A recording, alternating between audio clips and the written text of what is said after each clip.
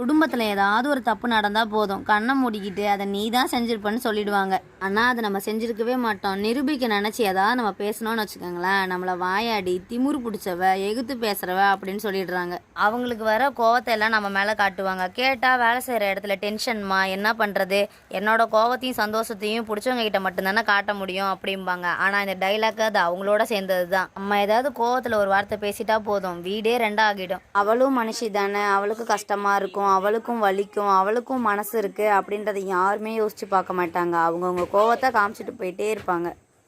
நம்ம கோவமாக இருக்கோன்றதுக்காக சமைக்காமல் தான் இருக்க முடியுமா, இல்லை எந்த வேலையும் செய்யாமல் தான் இருக்க முடியுமா? அப்படியே இருந்தாலும் அதை வச்சு ஒரு பிரச்சனை வரும். அதனாலேயே வேலை செய்ய ஆரம்பிச்சிருவோம். இன்றைக்கி ஞாயிற்றுக்கிழமை பெருசாக நான்வெஜ்லாம் ஒன்றும் எடுக்கலைங்க. சாதம் வடிச்சிக்கிட்டு இருக்கிற முட்டையை வச்சு சிம்பிளாக முட்டை குழம்பு தான் ரெடி பண்ணிக்கிட்டேன். சிதம்பரம் தில்லைக்காளி கோயிலுக்கு போகலான்னு சொல்லி முடிவு பண்ணியிருக்கோம். ஈவினிங்காக ஒரு 4 to 6 ராவு காலத்தில் தான் அங்கே விளக்கு போடுவாங்க. அதனால இந்த நான்வெஜ்லாம் சாப்பிட்டுட்டு குளிச்சுட்டு வீடெல்லாம் மாஃப் போட்டுட்டு அதுக்கப்புறம் தான் நாங்கள் கோயிலுக்கு போனோம். முட்டையை உடச்சி ஊற்றி குழம்பு பண்ணி பாருங்கள், உண்மைக்கே டேஸ்ட் ரொம்ப சூப்பராக இருக்கும். யாருக்கு எல்லாம் இப்படி சாப்பிட்றது பிடிக்கும்னு கமெண்ட் பண்ணுங்கள். என்னோட வீடியோஸ் பிடிச்சிருந்தா லைக் பண்ணுங்கள், ஷேர் பண்ணுங்கள், சப்ஸ்கிரைப் பண்ணிக்கோங்க.